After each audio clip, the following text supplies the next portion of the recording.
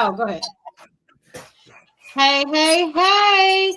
It's your girl. It's your sister. It's your friend. It's your auntie.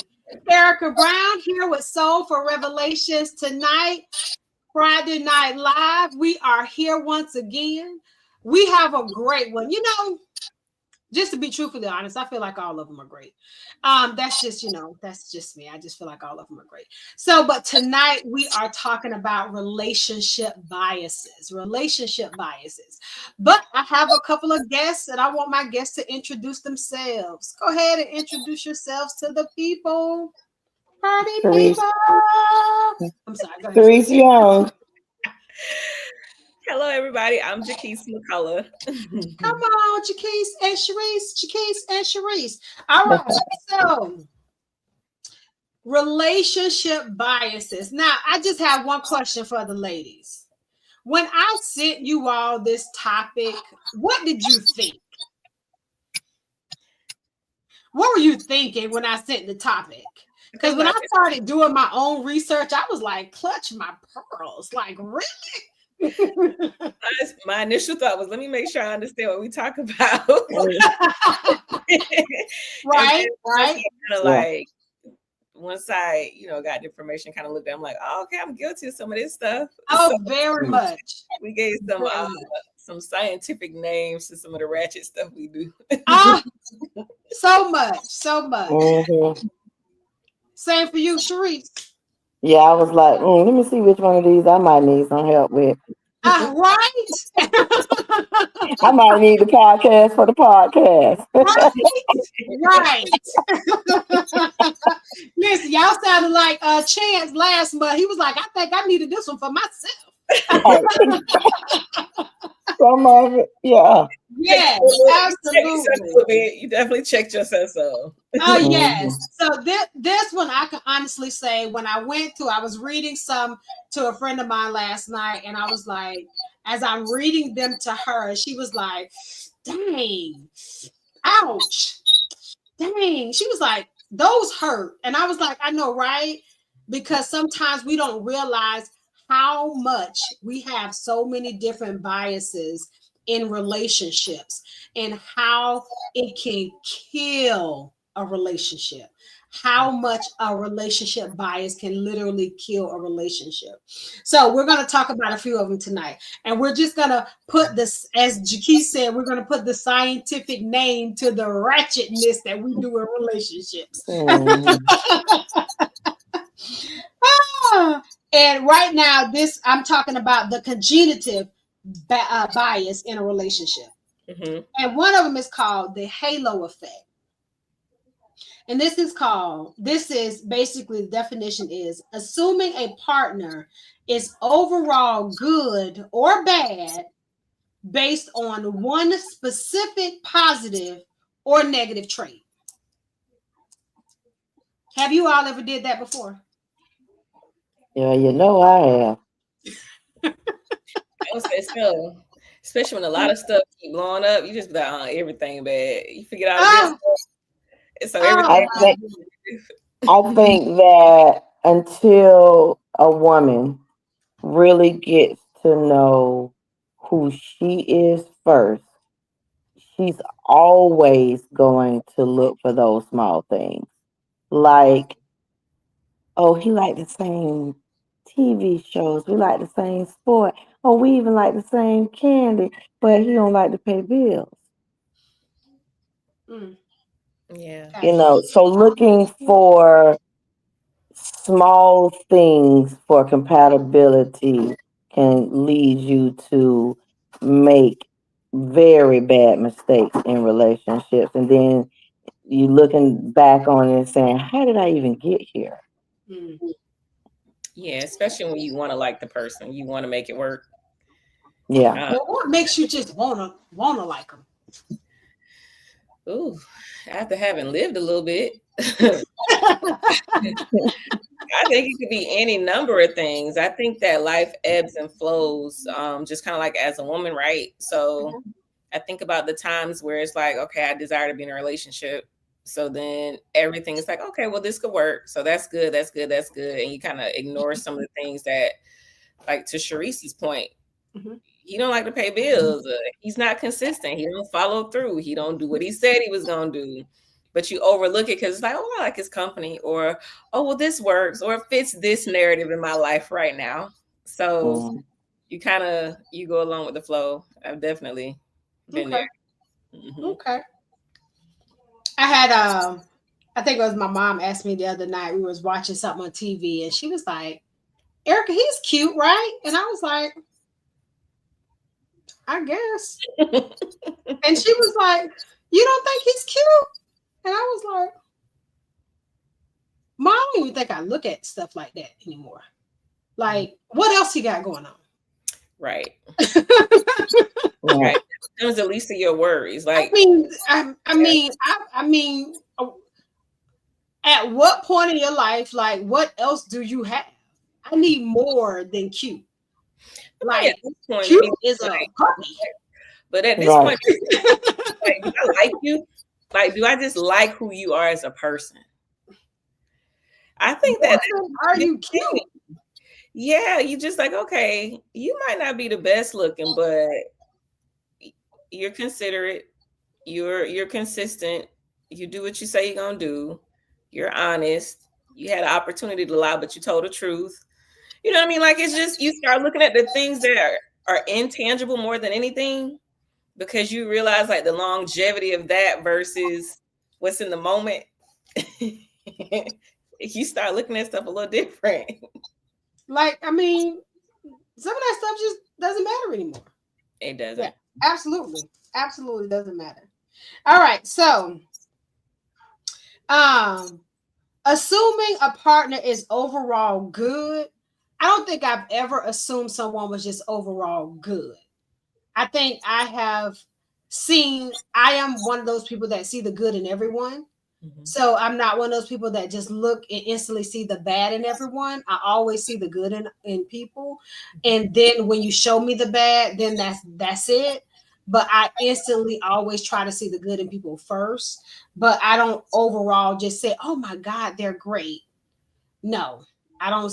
But I try to see the good in everyone. Yeah, but there's good people who do bad things and bad people who do good things. So I'm very, very aware of that. Go ahead, Miss Sharice. You know why I was laughing? Because of what I used to tell you all the time. I'm the first one to build them up and the first one to tear them down. That's real. All right. That's life. That's life, though. I used to be able to admit that when I was in my 20s. I'm the first one, girl, he this, girl, he that, girl, he this, he that, he that. And then the first time I get wrong, oh, girl, let me tell you what he did. And I used to say, Erica, I'm the first person that's going to build him up and tear him down. Yes. Mm-hmm. I heard a guy say on a podcast today, he says, what's the most dangerous person in a woman's life? And the guy was like, I don't know. He was just like, he was scared to answer the question. And he says, her husband. And the guy was like, I was going to say that, but I wasn't sure. He was like, why? And he says, because he's a person who can always get the most close to her ever in life. Mm-hmm. Period. Yeah. He said they ever look at it, 9 times out of 10, if something ever happens detrimental to the woman, the first person who they look at is the husband. He said that's almost always the first person who they look at. He said that's the first person who they look at. He said that's it. He says normally the damage that's normally done to a woman is done through a husband if he's not a good husband. Yeah. If he's not a good husband, normally the damage is done through the husband. I was like, dang, I never even looked at it like that. But reality, if you look at life and life itself, if you don't pick the right one, then that's a lot of truth to what he said. A lot of truth. All right, let's move on to relationship biases. The next one, fundamental attribute error.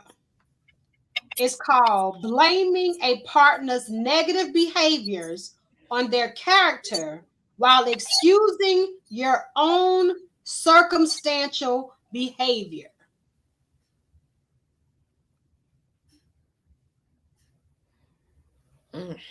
Y'all want an example? Mm-hmm. Okay. So I'm going to read it again. Blaming a partner's negative behaviors on their character while excusing your own as circumstantial behavior. So the reason why I act the way I act, now this is just, reenactment. The reason why I act the way I act, I was explaining this to Sharice when we was, yeah. The reason why I act the way I act is because I just tripped over that rug. That's the only reason why I act crazy the way I act. But you act crazy because you got daddy issues and you got abandonment issues from your daddy. And that's the reason why you act crazy the way you act. I just act that way because I tripped over a rug. And that's what people do. They project basically their error on circumstantial evidence, whereas their partner's error is on their negative behaviors of basically they was raised by wolves to the reason why they act the way they act. Mm-hmm. But not you. Yours is just circumstantial. Mhm. And I don't think people in relationships even see that, because people will make up. They will make up the reason why they do things so it can be circumstantial and judge the partner on why they did what they did. Because everybody wants to feel like they came from the best home ever. Right. Yeah. I think that comes from unhealed places. Okay. Like, it's always easier to project, especially when you don't know where you're unhealed. Yes. Because not being healed from certain things triggers trauma. So when situations come, you can see other people, but you can never see yourself. And Yes. most of the time, that comes from an unhealed place.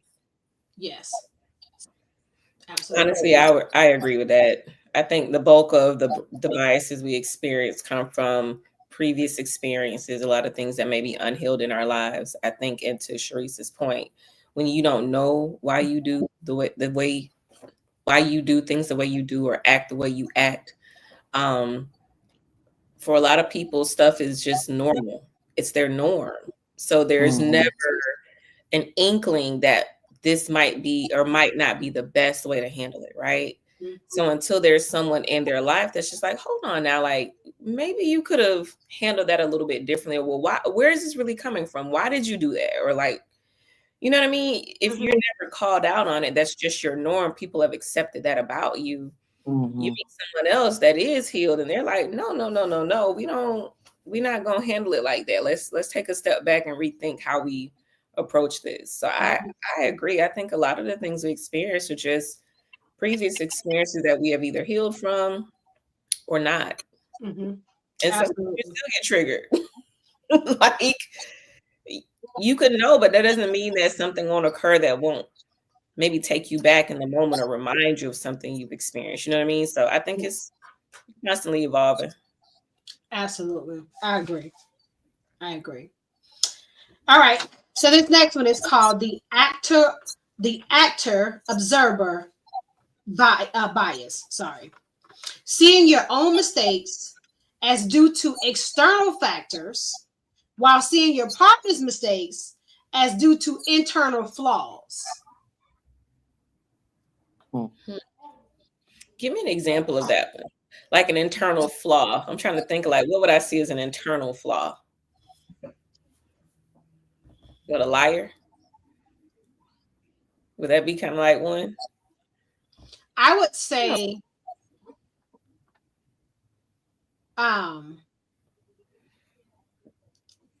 very similar to the one previous.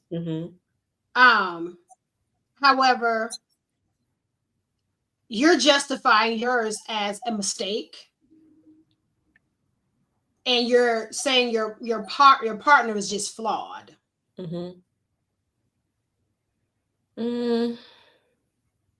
It's kind of like when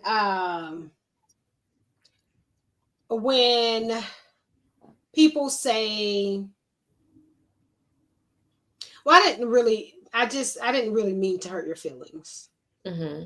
I mean, I didn't mean to hurt your feelings, as if it was a mistake of what they said. Mm-hmm. No, they meant to say what they said. Mm-hmm. They're just justifying the fact that now they realize that the act of what they said hurt your feelings. Gotcha. No, they actually meant to say it. They're Yeah. just now kind of backtracking to say, I didn't mean to hurt your feelings. I just meant what I said. Mm. Yeah. I'm still working on that one. I feel like that could be a bias, but I also feel like that's a dishonest person because you've been fronting like you don't feel like you feel in my mind. It's kind of like I don't know if that's dishonesty, because I think the mistake is I didn't make a mistake by saying what I said. What I felt like the mistake was made is when I realized that your feelings were hurt behind it. Yeah, but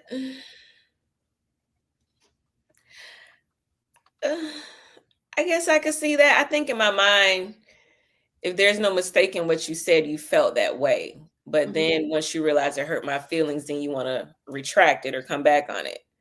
But clearly that might be.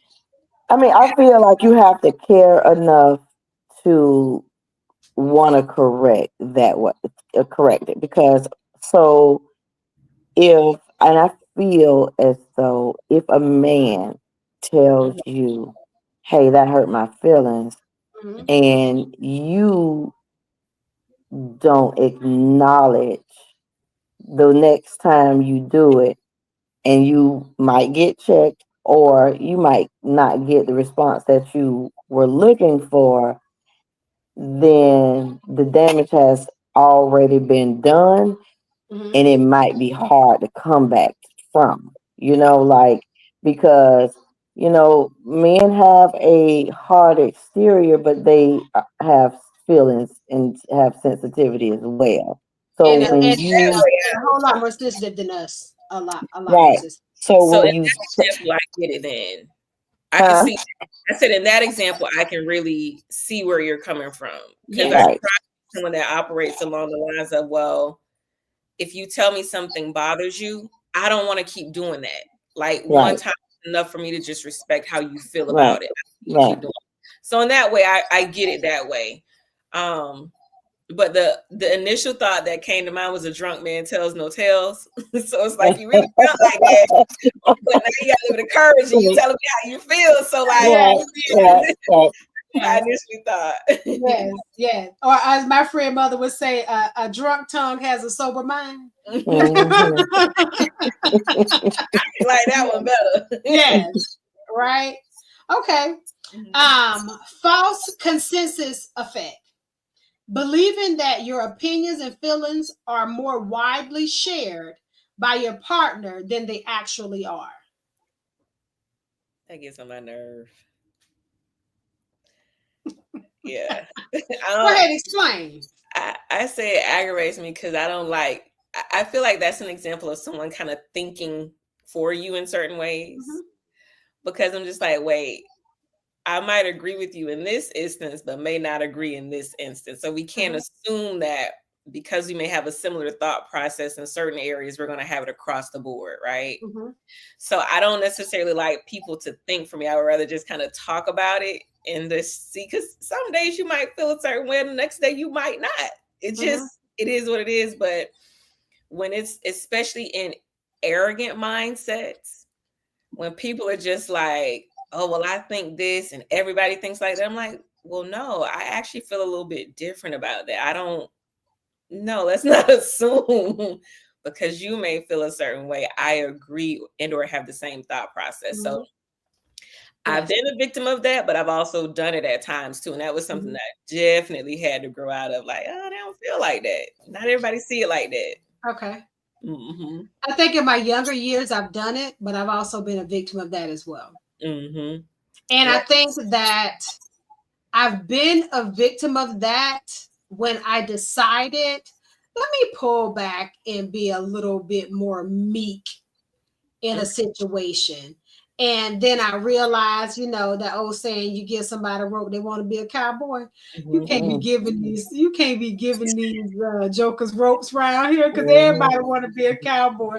Too many goddamn chiefs, not enough freaking Indians. Some people need to be freaking Indian around here. Do you hear me? Yeah. So, but you're right though. I feel like the times that I have been victim, it's been the times where I kind of like, you say meek, I say shrunk back a little bit. Same thing.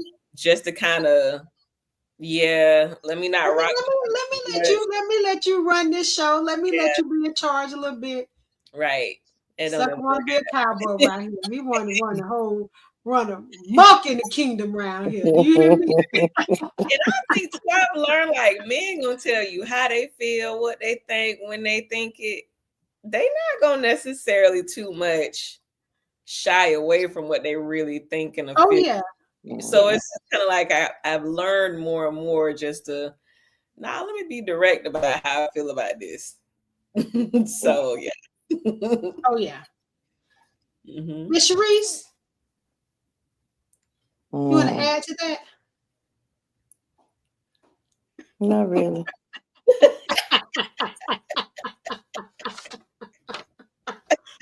I'm done with you. A lot of thoughts. I'm done with you. All right. Go ahead. Okay. Optimism bias. Assuming that your relationship will always be good and underestimating potential future problems. I think a lot of women fall in this category, especially when they first get married. Like you're in this whole honeymoon stage and everything is perfect and it's, yes, bae. And, it's perfect. It's great. And nothing is going wrong because you're in the yes, bae stage. But the minute you get into I don't want that. I don't like that. I don't want to do that. You and I have had several conversations. I don't want to go there. It blows up. Listen, everything changes. I don't like my hair like that. Everything changes. All of that changes. I promise you. All of that, yes, babe, all of that changes. It literally changes. So it changes the dynamic. So it's really good to talk about those things way before marriage. So you won't get into the marriage stage and now everybody's mad because now she don't like this and she don't like this and she don't want to go this and she don't want to go and she don't want to do this and she don't want to do no. Yeah. I've definitely lived that. It was and you know what's ironic about it is I remember having a conversation. I was like, well, I wonder what would be the first thing that I would be a blow up or be an issue. And when it happened, it just like really just right. But to that point, I don't even know if it was so much. I think that one was labeled the halo effect, right? Was that the halo one? Or was that optimism bias? I don't even think I was optimistic. I was just wondering like, what would the damage be? Like, because I knew that I was gonna bump heads at some point or another, but it was really like what would the issue be, not necessarily how bad would it be. You know what I mean? So I definitely been guilty of that. When I was much younger, though, I would definitely say I was very optimistic, and then when stuff happened, it felt like a gut punch. You like, whoa, like, I didn't expect that. You know what I mean? But yeah. Definitely. I think sometimes I'd be looking for like, well, when the other shoe gonna drop? I hate to say it like that, but you kind of in your mind be like, well, what that might look like a little bit. Yes. Okay. That's another one of the biases, but go ahead. Yeah, it is. It's just real. Like you sometimes like it's going a little bit too good. Like you're not looking for it, but you know that there's gonna be a moment. So it's kind of like how do you kind of gird your loins a little bit for it so that it don't feel as bad. But I mean, growth is people are human. They gonna they're gonna just do what they do, and it's not necessarily always to be taken negatively. Like they're not the sum of whatever the issue may be. They're bigger than that, and you have past history to kind of rely on too, to say, okay, well, who has this person shown me that they are? That kind of grounds you a little bit when you do go through stuff. Mm-hmm. Yep. Sharice, you want to add something? I surely will. I just feel like when people, I think the wisest thing for people to do is to make sure that you are mature enough to establish the relationship that you want with a partner, Mm-hmm.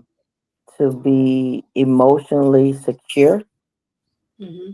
enough to be able to withstand anything that may come. And I say that because my husband and I had tragic happen in the beginning of our marriage where our son was murdered, and that could have made or break us. And my whole prayer was, Lord, I just want to be right in this, because it's certain things you can't come back from. And how you treat people in vulnerability will last forever. And if you mishandle people in the most vulnerable time in their life, you may not ever get that person back again. So I say that because everybody's trials are different in their relationships. So if you are not, and I think that growing up, the one thing that I've learned is being emotionally secure is always going to be um, helpful. And how you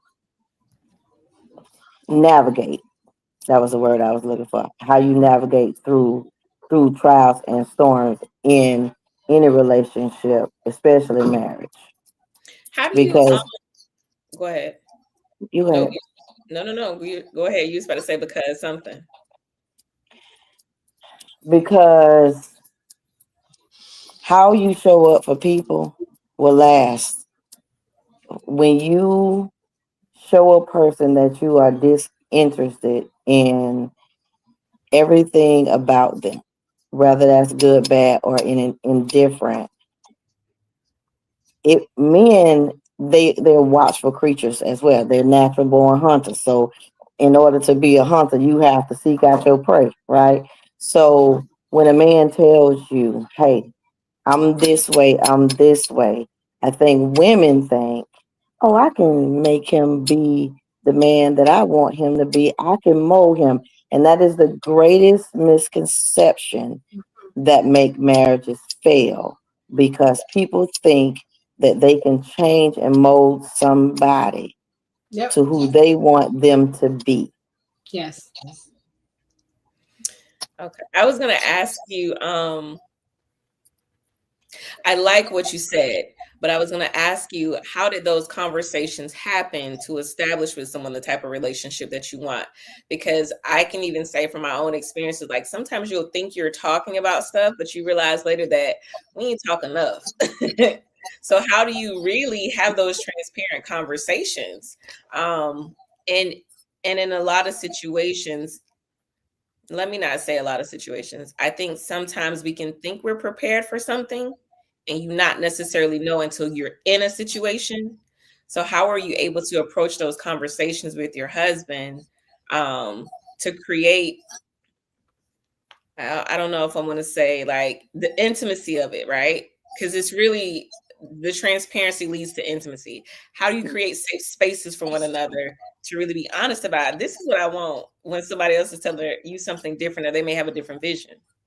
Vulnerability. Mm-hmm. Okay. I feel that in the past, in my younger version of myself, I I looked for different things and what I thought I wanted. And those things um were didn't have no substance to it, right? Um and the one thing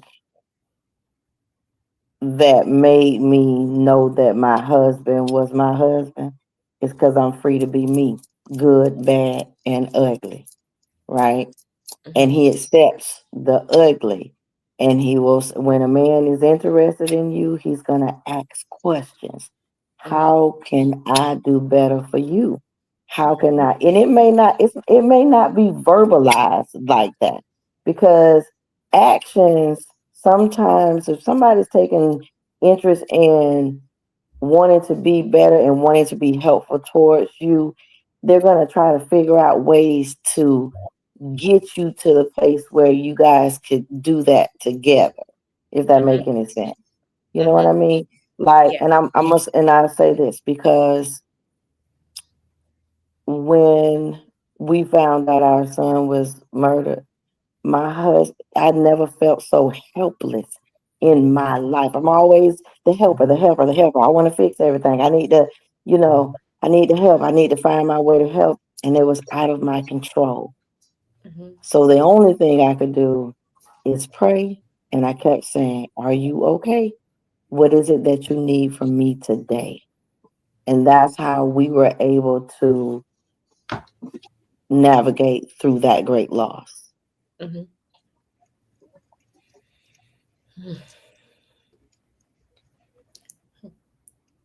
That's deep. I say that because I know people who lost children and they didn't survive. Right. Yeah. Yeah. You have to wholeheartedly be in it for not just self-gratification, self-gains, or you got to be in it for the bigger picture. Where are we going? What is the vision? I don't believe in New Year's resolutions, but I said to my husband for the new year, okay, what's the goals for this year? What is it that we are going to do? We sit down, we talk about those things that we want to do within the year's time. And I'm a believer in write the vision and make it plain. And here you go, God, this is what it is. This is what we have established, and then you got control over this, right? So that's the same thing with marriage. People, the one valuable thing that I can say that any marriage, if God is not in it, at first, it ain't gonna work no matter how you try to fix it, if you don't put him first in it. Yeah. My aunt told my auntie, she said to me, she said, I challenge you to put God first. So even in situations that, when I lost my mom, my husband, when my mom was in the hospital, my husband would say, hey, I need you to come down here. I need to see you. I need to look at you. Because he needed to see me to know, because he knows when I'm good and when I'm not good. I need to see you because I need to check on you. I need to see about you. So I need you to come downstairs and come sit in the truck and let's talk about some stuff, and that's, and when I say, hey, today is not a good day, he tell the kids, hey, y'all go somewhere and find y'all something to do. Your mama she ain't all right today. Or he'll take them somewhere and, get them out of my way so that I can so I can do what I need to do for me. Right. Yeah. So I love it. yeah. Miss Erica, what else you got? Miss Erica, you over there smiling and gleaming. Listen, I was waiting for y'all to finish. I was waiting.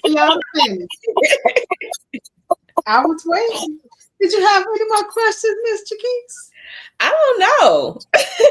I know in this moment, like I'm just kind of soaking it in because I mean, I would assume successfully married, right? Just because I'm like, how do No, you we are think? work in progress, honey, because I'm still You in the know, work. all God marriages, still, all marriages are work in progress. right, because God's still working on the ugly on the inside of me, honey. You still speaking like this? I would Yeah, say you're still. I got some ways about myself. All do. We all do. But no, I just asked because Listen, she got some relationship biases by herself. Right. we all do. But I asked that because it's just like, how do you even create that? We don't, we live in a different environment to where even I struggle with vulnerability. It's like, can I trust the recipient of that, right? Mhm. So it's just, I think sometimes we're so trying to trust the people around us, and we got to trust the God that we serve, and it's Right. merely back to taking it back to God, and it's okay, God, can I trust that I made the right decision? Mhm. Okay, God, can I trust you that you told me and I made the right decision? Right. God, can I? So it's back. It's literally back to that. And if you take it back to that, and the misconception is that we can go to these people who we're married to, who we're dating, and we can go to them and we can get the answers that we need from them, and they can be valid enough that we can make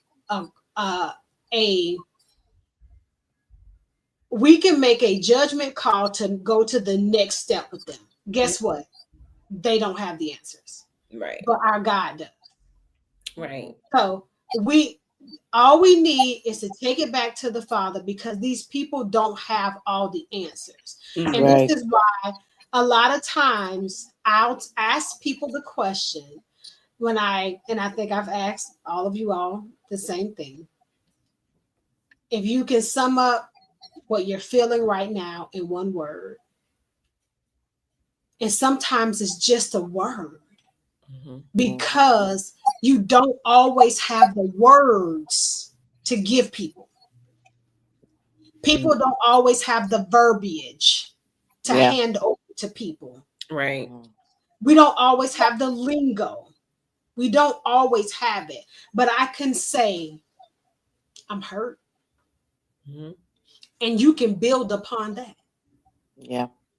You can say, I'm disappointed. And you can build upon that.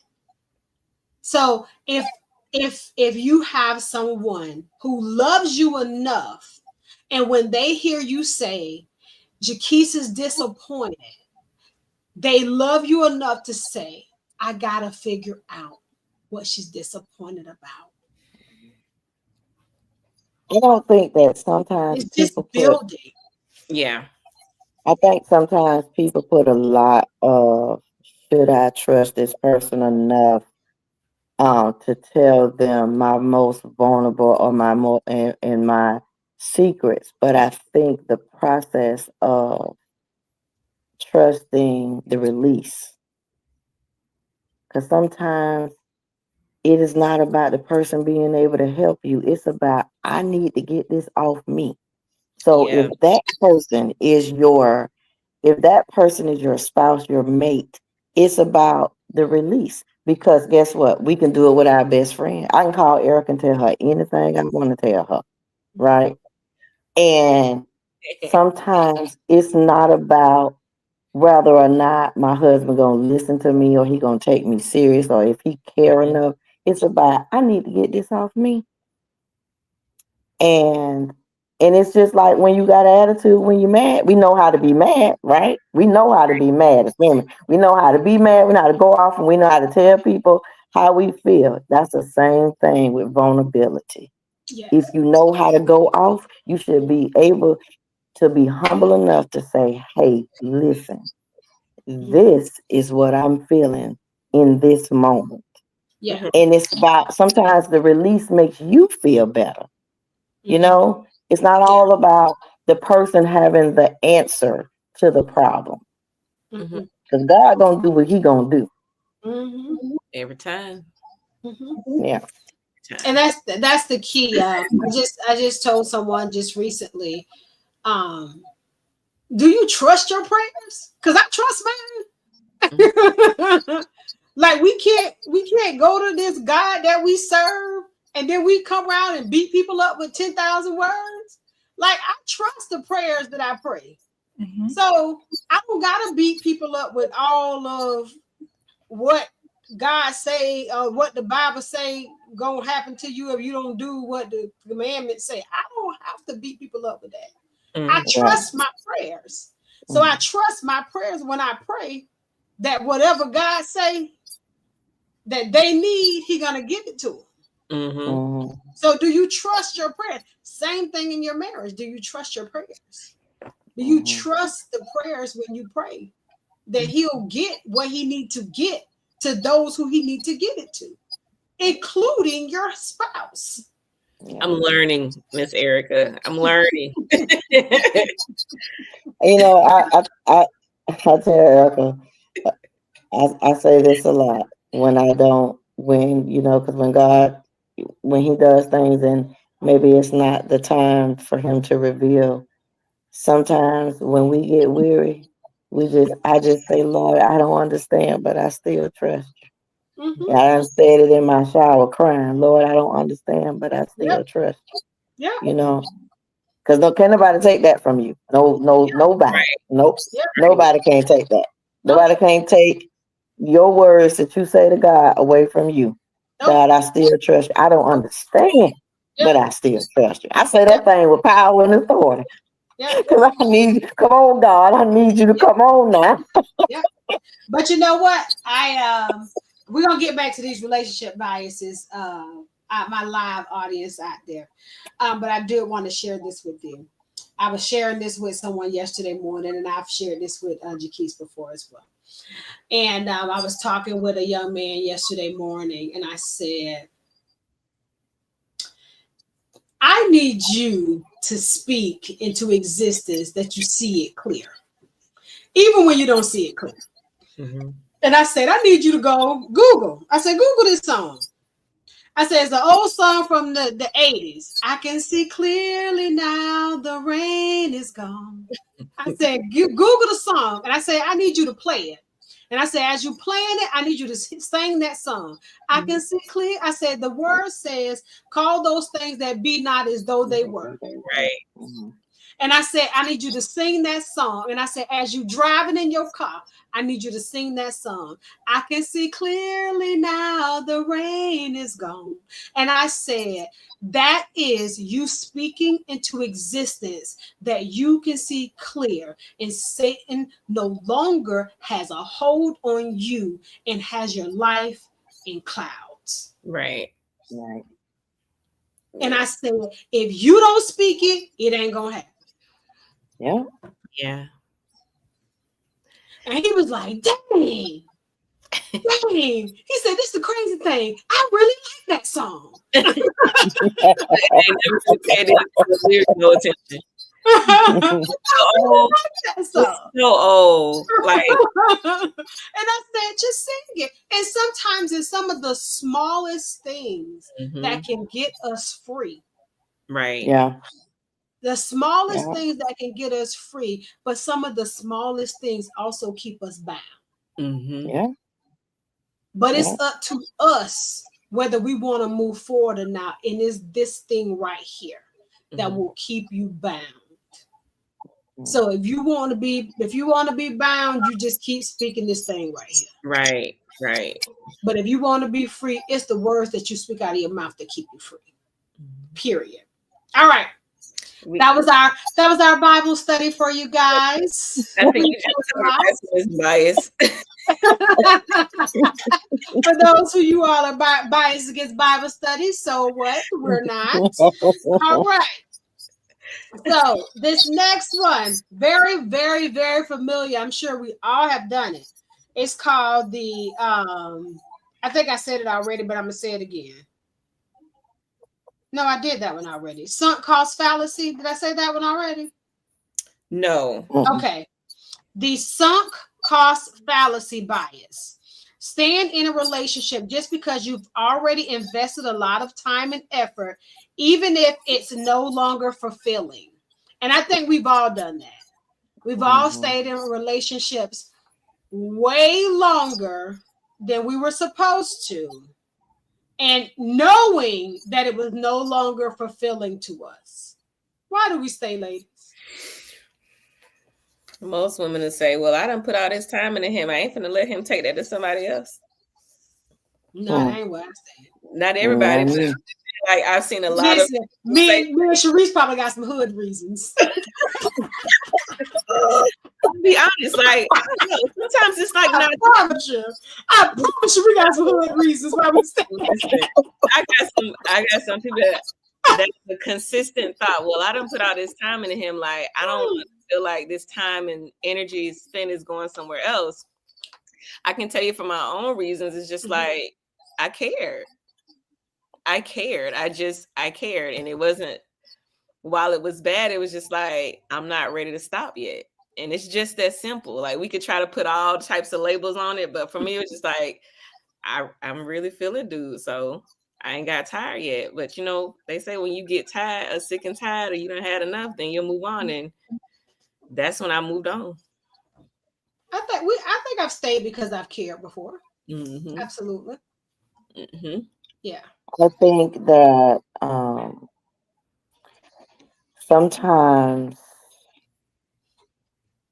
we look back on what we didn't have growing up, right? I think that sometimes when certain women come from single parent homes, they feel like,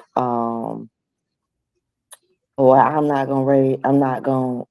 I get grown, I'm gonna have me a husband and I'm gonna have my kids and I'm gonna have me a family and my family not gonna be broken, and they look at that and they chase after that. And sometimes they withstand things because they desire that so badly. And I think that sometimes some women stay in those type of relationships because, I just want my kids to have a daddy. Baby, your kids can have a daddy. He don't have to be that daddy if he's not fulfilling the role of a father that lines up with what God sees as a father figure. And a husband, not just a father, and a husband. Right. So, you can take that over there where somebody else at, because that's a no for me. So I just feel that the investment in time, being in relationships where I was telling somebody asked me a question about, well, why you think that a woman or a particular woman stayed, and I said, sometimes when young girls get involved in relationships with older men, some women, they like to go out there and find their fathers, and they start raising it. When a man is raising a young girl, he's grooming her. And he's grooming her to put up with everything that he has to dish out. And so when she's young, she doesn't know any better than to not, my man, because he's providing for her. And sometimes that is the lack. Just like people I think sometimes even, I wouldn't say just younger men. I think sometimes men groom, period. Because I think sometimes men groom to see how much I can put her through and how much she'll accept in a relationship. I need to know how much she'll accept or how much she'll allow me to do what I do in a relationship. Oh, yeah. Yeah, I think that could be true too, but I think sometimes it is just as simple as I don't want to be alone. I think it's just, I mean, we live in a relationship world in a sense of social media will paint a picture of the Huxtables, and it's not that, or it's my friend has this, so I don't want to be the third wheel all the time, or I've put in time here, or just simply I don't want to be alone, or I legit, like, I know he wrong, he ain't the best, but I just care about him. I've spent a lot of time. I know this is safe. I can pinpoint what this is going to do. But when you start fresh, it's getting to know someone again. It's being vulnerable with someone new. It is, I got to show this, or sometimes we don't always want to start over, go through a new process. So Well, I just feel like for those women, I they think all need to learn how to love themselves. Because when you like you can spend time with you. And you can spend good time, good quality time with yourself right. and feel good when you lay down because you don't have the responsibility of somebody else's baggage, somebody else's things that they need from you that may be not obtainable. So yeah, when you like you, because honey, I like me. And sometimes I like to take me somewhere.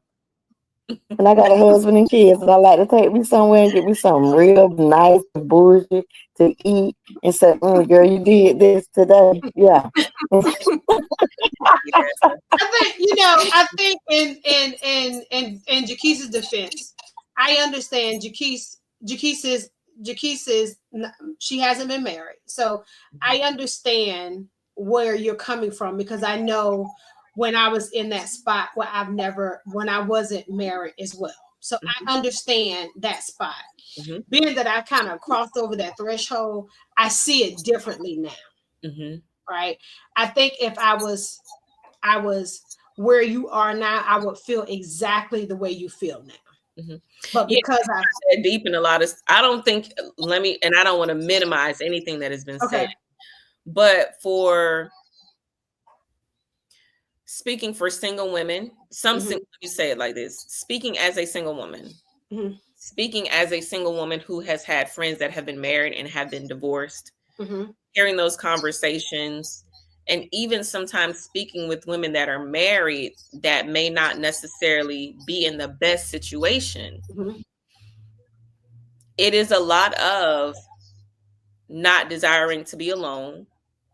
It is a lot of, I've invested a lot of time in this. I don't want to see someone else get what I've already built. Yeah. So like it for a lot of women, and it is some of too, like when you don't necessarily genuinely love you, you have a tendency to accept things that you may not accept in other situations, other circumstances, right? So kind of having conversations, like I straight up will ask people like that are married, well, how does it work for you? I mean, because it ain't working for a lot of people. Like, well, I can say this. Yeah. I can say this. I think the circle of women that I have been around that have been married and divorced, they gave me a whole different eye view of things. Right? I mean, a whole different eye view. A whole different eye view. I mean, pack up, leave U-Hauls, like deuces. I don't care nothing about what you got over here. Like literally, like leaving everything behind. There's nothing. Like, I don't care who you have. She can have all that. You hook in whatever you got. I mean, literally, I can name about 5 women who sit in that category. Okay. When I say from a place of strength, that when you see women who move like that gives you a sense of like, oh, wait a minute. But those women have been through something too. And there was a time in which they were present in that until they made up their mind, to Sharice's point, like self-love, or there's a realization that occurs like, nah, like I'm better than this, or I can have more than this, or I deserve. And I'm not justifying anything. But I am saying that even those women had to get to a certain point to make that decision to, I don't care what I'm leaving behind, I'm out. This is no longer serving me. You know what I mean? But I think even you're right. But I think even the conversation wasn't I can't leave this behind. Mm-hmm. The conversation was more so, I got to figure out how I'm getting out of here. Mm-hmm. Mm-hmm. So the conversation was even different. Mm-hmm. So when it's coming from a place of, when you're hearing women speak from a place of strength in that way, it gives you a sense of strength to be like, wait, Yeah. like, so what, this how you moving? Like, you moving like this? Mm-hmm. So it literally, when I say it, when I see it that way, so it's almost to the point that when I see it on the flip side, I'd be like, hold up, sis, pump your brakes. Wait a minute. Mm-hmm. I need you to think about this. Cause you a whole professional out here, baby. You can't let nobody drag you like that. Like, Right. that's how I be thinking. Like, hold up, sis, you a whole professional out here, girl. Like, don't let nobody drag you like that. So that I'm in that mindset because I've seen so many women be able to pick themselves up, and and not only that, I see so many things like, I can say Tyler Perry for one. He brings so much light to it that is ridiculous, Oh especially yeah. sisters. Like, he Mm-hmm. brings so much light to how strength that the women are coming with. Mm-hmm. Like, when Yeah. you see the strength in the women that we're being able to, and I'm not saying, and so let me clarify this. I would never say this is not about walking away from marriages. This is not what I'm saying. Mm-hmm. So that's not what I'm saying. I am not saying do not go to God and try to build your marriage. Do not. We're talking about toxic. I'm talking about things that are no longer serving you purpose. Things that God are telling you get up and go. When God, as Melanie Hope say, when God say go, that's what I'm talking about. When God say get your tail up out of this and this is time for you to go, that's what I'm talking about. Mm-hmm. When God is telling you this is time to go and this is your season is up here, that's what I'm talking about. Okay. So when it's that time and season, you have the strength to be able to move forward in those things. But when you are allowing things like material things to hold you back, and things Yeah. like sunk cost fallacy, like I done been in this relationship when people tell me, girl, we got 20 years together. Girl, you got 20 years of misery. You're miserable. And you keep banking on 20 years. Yeah. I heard a lady say on TikTok today, the best thing that happened to her in life was when her second husband and her daddy died. And I was like, what? She said because she was no longer bound to her first husband name, her second husband name, or her daddy name, and she could finally be who she wanted to be in life. I was like, wow. I think that it is very valuable that we pull from the strength within us. I feel Yes. as though when you see, sometimes people look at failed marriages or failed relationships, and I'm not failed any type of relationship as a loss, right? There is always an opportunity for you to learn something different about you in every loss. Like, I sit down and I've lost friendships, relationships, and I say, you know, well, and I self-evaluate, right? But the one thing I always come back to is I love me, right? Right. So I always find something different about me in everything that I transitioned from. Mm-hmm. And I think that sometimes when we don't sit back and say, my children say, well, my friends say, well, your mom's so bougie. I say she is. It's okay. I like what I like, and I'm not going to discredit myself for somebody who think otherwise, right? Yes. But what I'm saying is this: sometimes loneliness is a place of growth, and I don't think that women don't ever take that opportunity to just sit back and grow. One of my friends said to me, Sharice, I done been married more than one time, right? Mm-hmm. She said, friend, you ain't gonna never give up on love, are you? I said, girl, Why?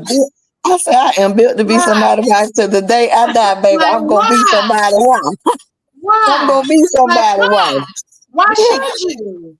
I'm gonna be somebody wife. Girl, you'll see all this goodness sitting over here. Like, why? Why? So But, that's this is the thing. When people hear you say that, when people say I'm a wife, like I'm a wife, when people hear you say that, the expectation is I get to accept any old piece of garbage. No. I'm a wife to a husband, not no trash. right. Mm-hmm. Yeah, Yeah, no, not at all. right. Yeah, no. Yeah. I just think that we have time. It's like with all the things that's on. I'll use TV as an example, right? It's so much things. You can Hulu, Netflix. You can go from flipping from one thing to the next on TV, right? Mhm. And we always say, like I use being sick. When you say you have the flu and you laying in bed and you just don't have the strength to get up. So you definitely not gonna read because you really want to watch TV to fall asleep so you can rest, right? So you're looking for things that pique your interest. That's the same thing you should do for you. Try to find things about you that pique your interest about you. Like I see all them books you got back there in the background. You've decided that you like to read, right? Oh, that's a That's child. God.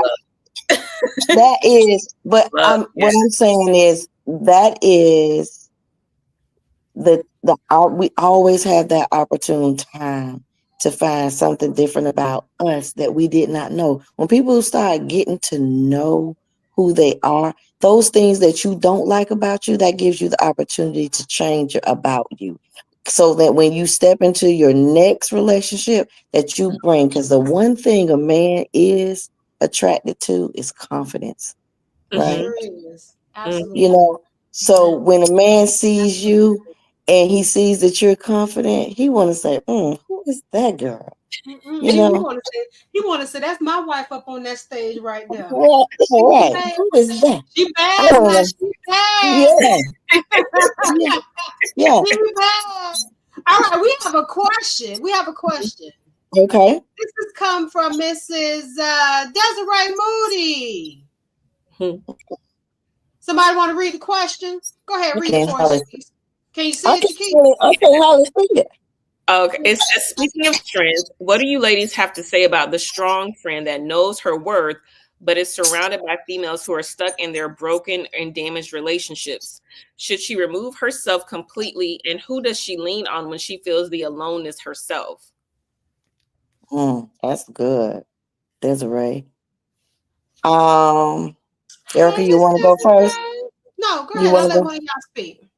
Okay. The strong friend that's surrounded by females who are stuck and broken. Maybe, sometimes you got to ask God, what's your role in it? So sometimes it's always not about removing yourself from a relationship. Sometimes the strong friend is the friend that everybody needs to lean on. Erica is my strong friend, right? And so what I love about her is that it's nothing that comes from her that is judgmental.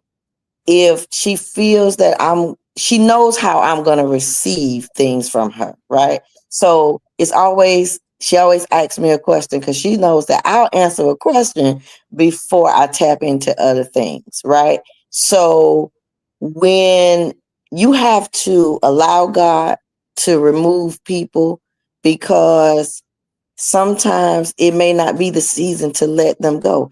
And sometimes you might be the person, that strong friend might be the person that they need. God needs to see their life to give them the strength that they need.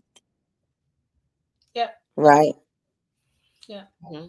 Sometimes it's when the letting go of people, sometimes when we sometimes allow God to remove people out of our lives, it is a lot easier. Sometimes I know sometimes people don't feel that way, but sometimes it is, because as he's removing, he's really showing you who the people are. It literally almost is like a train track. They leave, he shows. They leave, show. Right. They leave, he show.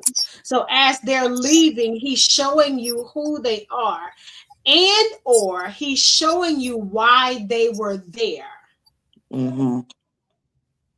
Right. And sometimes people are only there for a reason. Sometimes you don't even realize. Sometimes people are there because it could be a season in their life that God needed you in their life. It could be a Right. season of your life that God needed them in your life.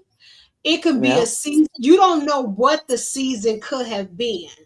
And I remember telling Sharice years ago about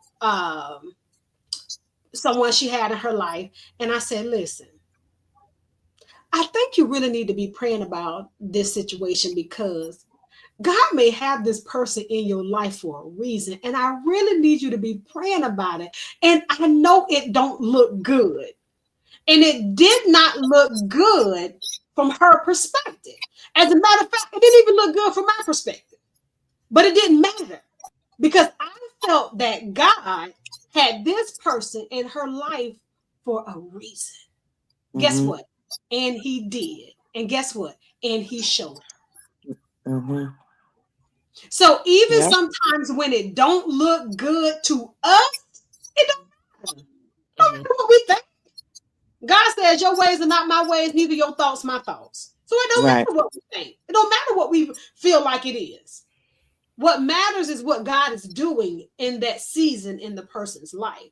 So our job is to pray. Yep. Because my cutoff game strong. Show is mine. Where my sisters at?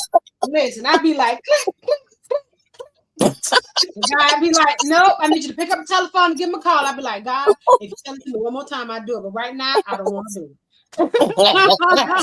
I got to hear you say it one more time. I need you to wake me up out of my sleep at 4 o'clock and tell me one more time. If you tell me again, I'll do it. But right now, I want to do it. I promise you I don't. Yeah, that's where I be at. Yes. Gotcha. But you have to be, and thank you for that comment, Miss Desiree. I appreciate Yeah, it. that was really good. You have to be in that space that you be so real with yourself that you say, you know what? I don't know what God doing in her life. I don't know. I just know what I see. God, you take. I'm gonna pray and let you figure that out because it ain't for me to figure out. And that is the misconception that we kind of grew up in the Black community. Sad to say, but we was taught by strong women, strong Black women, to figure out everybody else's problems, and that is not what we were put here for. We were not here to figure out everybody else's problems. We was put here for a purpose, and our job is to go to God and figure out our purpose. It ain't for us to figure out everybody else's problems. Right. So take it back to the Father. Here, God, I'm praying for my friend, my strong friend. I need you to figure out what this, that, and the third, but I'm sending up prayers for her, and may your will be done in her life. Amen. Yep. And that's how we handle that. Yep. All right. I think we are definitely over our time, but I do want to add, I want to end with this last bias, and it's called the endowment effect. Overvaluing the relationship just because it's yours, even if it's objectively not healthy. You ever seen somebody in that kind of relationship? Yeah. Explain. We all have. I mean, I don't think I've been in that relationship because that's not really my personality at all. I don't think I overvalue anything. Unless it's a crab boil. I can't. I was thinking about an example Sharice used earlier when she talked about I forget how you say it, but essentially, let me say it like this. I see the situation where the benefits of the relationship are there. Mm-hmm. I see that a lot. So you may value it because there's a benefit to me, but it may not necessarily be the best situation for me. I think like sometimes when you see people that, if it's like the dad effect, like someone's taking care of you, you have security, you don't have to want for anything, but you may not be respected the way you deserve to be respected. It might take a toll on your confidence. It could just bring you down in different ways, but it's your relationship, it's valuable to you, it provides a benefit to you, you're not ready to let it go.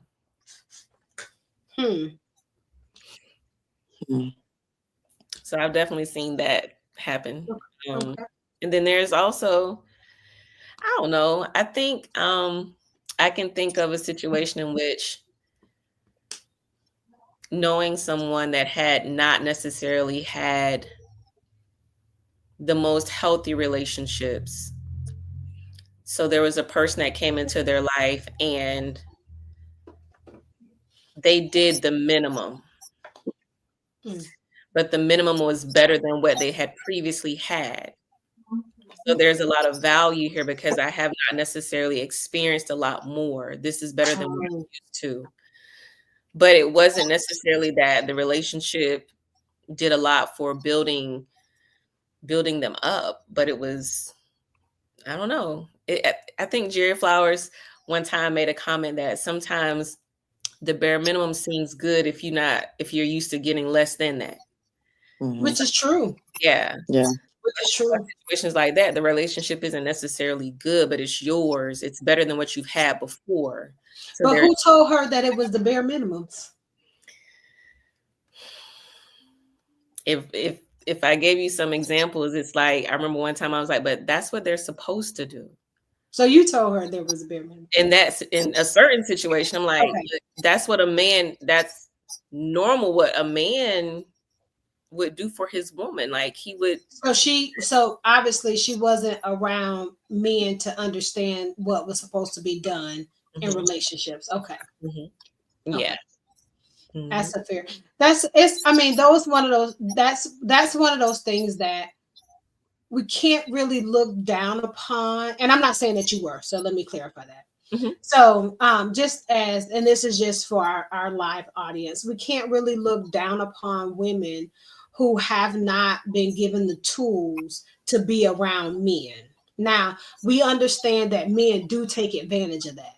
And I've seen that happen so many times where men take advantage of women who have not had, who haven't had any men in their life whatsoever, and who have not had good men to teach them what men are supposed to do in their lives as well.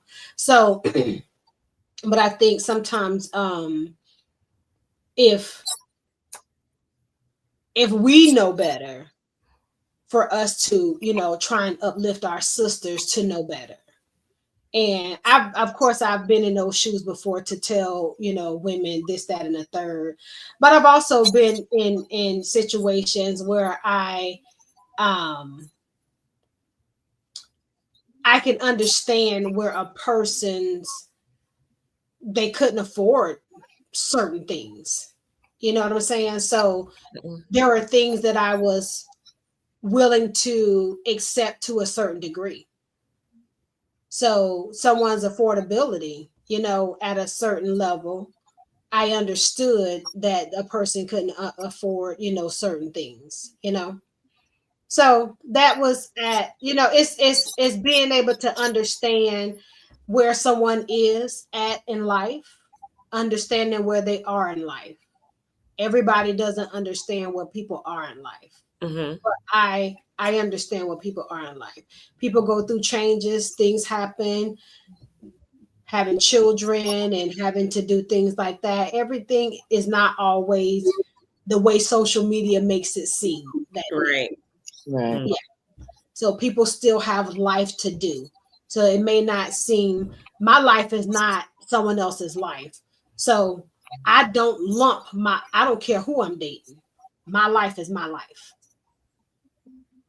So I don't lump my life into the person's life that I am dating until we're talking about marriage. But if we're not talking about marriage, your life is your life and my life is my life, and we're not talking about marriage. Yeah. What would you consider the endowment effect? Like, what have you seen an example of what you would consider to be? Yeah, when someone is over valuing their relationship. Yeah, I see that a lot in I can say I see that a lot in women and men. I can see that a lot in women who overvalue who their man is. And then I see that a lot in men when they overvalue what they do for their women. Yeah. Yeah. They always make it seem like it's a whole lot more than what they actually do. And 9 times out of 10, when a man talks about what he does for his woman, just a regular Joe Blow. I ain't talking about somebody who got, 4 or 5 businesses and this, that, and third. I'm talking about just a regular brother who go to work. It's a collective event. Right. She bringing her money to the table, you bringing your money to the table. Like, don't try to make it seem like you splurging and you got all this dough and you just throwing all this money at her. Like, I can add. I may not can do algebra in my head, but god dang it, I can count. It's simple. Like I'm just saying it's simple. I can add. Right. That's the vision that the world tries to put out in your head. Like, people got all this finances and they got this, that, and the third, and they got, oh, how she do this, how you do this, how you do this. I live a simple life. I don't live an extravagant life. My life is very simple. Gotcha. People I think that the case of, like, social media puts out that whole power couple type of thing. Right. They put out that perception for people power to couple on your knees, power them knees and pray. That's power because couple. I mean, and to be truthfully honest, like, I feel like people have to show their hand, and that comes from, it can come from a variety of things. Low self-esteem, being bullied and having to prove a point. Look, mom, I made it. Yes. That type of mentality. Well, when you really got goodness, baby, you ain't got to put it on social media, honey. Because I only put my husband on social media twice a year: anniversary, and his birthday, and Father's Day. That's it. Yeah, I don't need y'all. I don't have to tell nobody what we doing over here, right? No. So, and I just feel like people need to have a plan. Have a plan, because when you get married and you got that glow, everybody looking, oh, we so in love, y'all see us. And then when them trials come and they see you in this stuff, like, then your friends saying, girl, you seen such and such. They must be going through over there. And when you and people don't realize how nosy people are. They'll pay attention to a pattern. I could just about tell you, if I see somebody, every other week they posting their man, and then a whole month go, oh girl, they must be out trouble in paradise because they ain't been posting such and such. Yeah, keep these people out your business. Everybody don't need to know what you got going on. Yes. And when you and this is what women don't understand. Keep on glorifying that man and think nobody else don't. Just like you want him, they gonna want him too. Just like that. Right. So when you got something good over there, keep that stuff over there. Keep your good thing. Keep overvaluing him on social media. Right. Leave that man off social media. My husband, he messed around my husband messed around and tried to create tried to create him a Facebook page so he could do marketplace, and somebody took over his whole profile in a week. And I said, that's why you don't need to be on no social media. I like the fact that he don't even have no Facebook page. Right. But yeah, it's just, I mean, literally, it is when you, I mean, it's one of those things, like when you overvalue and you overestimate, it's such a waste of time, because what you do is, especially to those who care about you, you do people an injustice, because what you do is, for those who really desire marriage, when you overvalue overvalue your marriage or your relationship to those who desire marriage, when they see your marriage fizzle, they're going to be looking at you like, what happened? Because everything was perfect. Mm-hmm. So when you can show them some of your flaws, I'm not talking about the world, I mean the people who you care about. When you can show them some of your flaws, when you can say, you know what, we made some mistakes, we didn't have it all together. When you can show them some of your flaws, then they can understand if something happened. But you do them an injustice, because when they're searching, now they're searching for perfection, because all they saw in the people who they love is perfection. So now you just did them an injustice in their quest for love. And now they're searching for these perfect people, and they're weeding out people looking for perfection, because that's all they've seen from the people whom they've loved, from this endowment effect of them overvaluing their relationship to everybody who they love. Right. You have to be careful when you do that to the people who you love. Show them your hand sometimes. Be able to show them some of your flaws so they can say, I get it. Y'all do have flaws in your relationship. Don't show them everything. You can't show anybody everything, but kind of show them like, hey, listen, I'm not feeling him today. Oh, really? Hey, listen, I don't like him sometimes either. Like, we don't have the perfect relationship.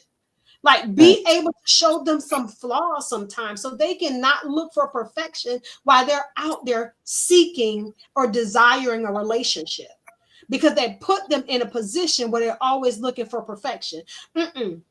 Because my best friend has the best husband in the world, and I'm looking for a best husband, just like my best friend got the best husband in the world, and she out there looking for a ghost because that man don't exist. And her best friend husband don't even take out the trash. I'm